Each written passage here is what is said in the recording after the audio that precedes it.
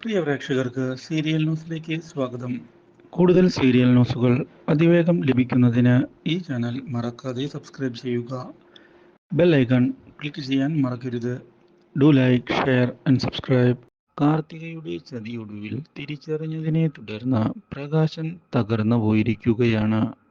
ഇതോടെ പ്രകാശിന്റെ മുന്നിലേക്ക് കടന്നു വരുന്ന നമ്മുടെ കല്യാണിയും അതുപോലെ തന്നെ കല്യാണിയുടെ ഭർത്താവും പ്രകാശിനെ കളിയാക്കുകയാണ്.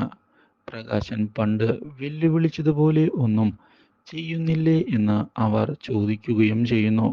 ഇതോടെ തല താഴ്ത്തിക്കൊണ്ട് പ്രകാശൻ പോകാനൊരുങ്ങുമ്പോഴാണ് പെൺകുട്ടികൾ മോശമല്ല എന്ന് കാർത്തികയും അമ്മയും വ്യക്തമാക്കുന്നത്.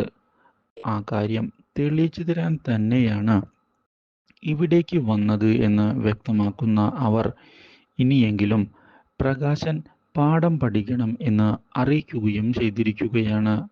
ഇത് കേട്ടതിനെ തുടർന്ന് തന്നെ ചതിച്ചതിനുള്ള തിരിച്ചടി തീർച്ചയായും താൻ നൽകും എന്ന് പ്രകാശൻ വ്യക്തമാക്കുകയും വീണ്ടും തെരുവിലേക്ക് എത്തിച്ചേരുകയും ചെയ്തിരിക്കുകയാണ്.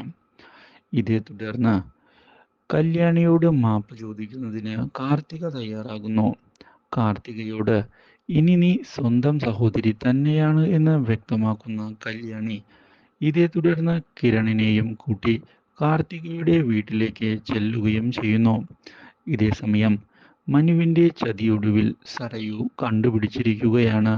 Do like, share and subscribe.